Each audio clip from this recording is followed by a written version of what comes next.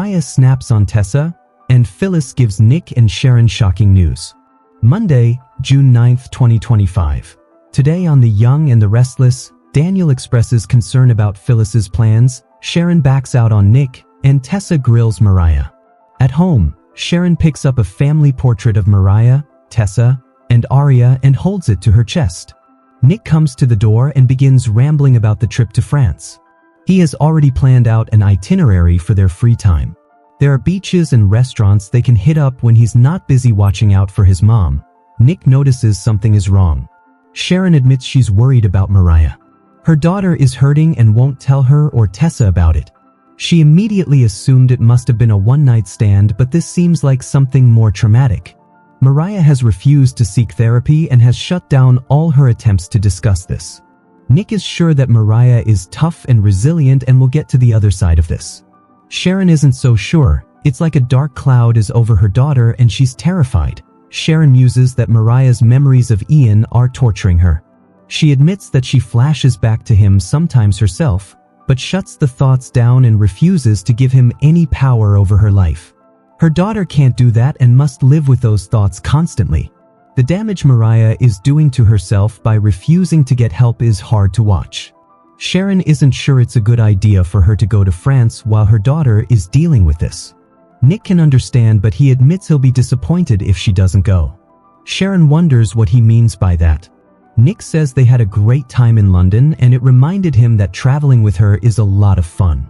He was looking forward to doing that again. Sharon muses that Mariah's memories of Ian are torturing her. She admits that she flashes back to him sometimes herself, but shuts the thoughts down and refuses to give him any power over her life. Her daughter can't do that and must live with those thoughts constantly. The damage Mariah is doing to herself by refusing to get help is hard to watch. Sharon isn't sure it's a good idea for her to go to France while her daughter is dealing with this. Nick can understand, but he admits he'll be disappointed if she doesn't go. Sharon wonders what he means by that. Nick says they had a great time in London and it reminded him that traveling with her is a lot of fun. He was looking forward to doing that again. Sharon says she had fun too, but this trip would be different since it would be the two of them. He points out a lot of other people will be there and admits he's worried the trip feels like a disaster waiting to happen. He doesn't like that Dumas is dominating all of their lives and will probably tell him that. If Dumas goes after Chancellor and his mom, Nick will go after him. Nick was hoping Sharon would be there to talk him down if he started boiling over. Sharon assures him she wants to go, but she needs to look out for her daughter. Nick tells her that if things change, the offer still stands. He worries that the trip is a smokescreen to get them all out of town, so Sharon offers to keep her eyes and ears open. Tessa coaxes Mariah. In Chancellor Park, Tessa begs Mariah to tell her what is going on. She says she doesn't know that she can. Tessa can sense it is big, but assures her she doesn't have to carry this any longer.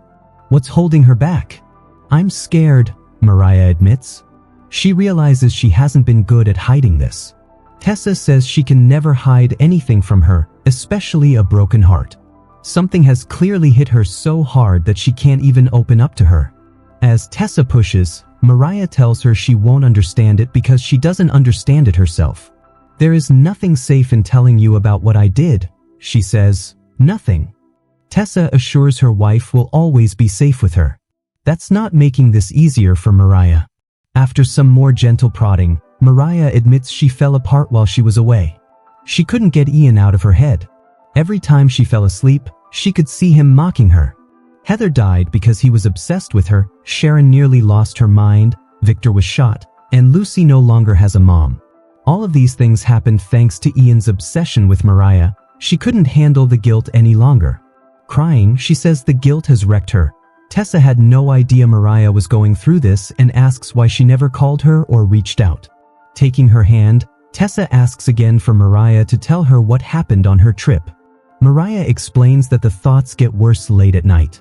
When watching TV failed, she went out to have a drink and she kept drinking.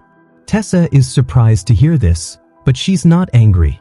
Mariah says she should have been thinking of her and the baby, but she wasn't. She felt heartbroken and lost. As she flashes back to drinking with a man in a bar, she shudders. Tessa pleads for her to tell her what else happened. This has gone on too long and she needs to know so they can move on. With tears running down her cheeks, Mariah flashes back to the man again. He offered her his hand. As she remembers taking it, she shudders again. "I can't go back there," she blurts out, leaping from the bench. Tessa pleads with her not to shut down again, but Mariah runs. Daniel rains on Phyllis's parade. In the club dining room, Daniel excitedly tells Phyllis that something finally clicked for him today. He never imagined that playing the guitar would be the thing to pull him out of the hole he's been living in. Tessa has been fantastic and a great teacher. They even wrote a song. At the first opportunity, Phyllis whispers she has news about Dumas. Her son grimaces and she guesses he won't want to hear this. Daniel reminds her that Dumas ducked out of their last possible meeting, but his mom insists it will be different this time because Amanda has procured an invitation for her. Worried, Daniel assumes she will take an expensive trip to Nice and nothing will happen. She explains all the heavy hitters in Genoa City have been summoned and something big is going down. She's looking forward to watching them squirm and then using what she learns to her advantage, but Daniel's sure she'll just get the door slammed in her face again. He wishes she would listen to reason and stay home. Phyllis complains no one at home will hire her. She knows that Dumas has his eye on Chancellor and something big is going down. "You are just going to be a sitting duck caught in the crossfire," Daniel warns. Phyllis insists she's prepared to pounce and will capitalize on whatever goes down. All the idiots who make fun of her will be forced to eat their words. Daniel warns she sounds like a desperate shark swimming around for prey. Phyllis doesn't appreciate the analogy. She's just trying to get back on top where she belongs. "It's called ambition and you could use a little of it," she points out. Daniel refuses to apologize for spending his time playing guitar to get peace of mind. His mom says that won't put bread on the table. Phyllis is trying to restore her sanity and says she's doing this for him too. Daniel doesn't want her help, but she's convinced he'll change his tune when she comes back with the world in the palm of her hand. Phyllis makes her way to the bar, where Daniel repeats that going to the party will not get her what she is looking for. She tells him she'd be an idiot not to go to a party where the mystery man will reveal himself. Daniel knows he's being a drag, but he doesn't want to see her let down again. She asks him to trust her instincts. Dumas is a powerful guy. She'll make him love her and beg to work with her. Phyllis is confident she'll end up as the biggest deal in town. She's as relentless as a shark. Sharks are winners and so is she. She makes her son promise not to be a buzzkill next time she sees him. Phyllis updates Sharon and Nick. As Daniel heads out, he runs into Nick and Sharon in the foyer. Nick starts chuckling as Daniel asks him to talk Phyllis out of her latest crazy business idea. Even without knowing the details, Nick guesses Daniel is right that it will end poorly. After Daniel warns this scheme is out there, even by his mom's standards, he exits. Nick and Sharon approach Phyllis by the bar. They chat about Nikki's party and her fancy new car.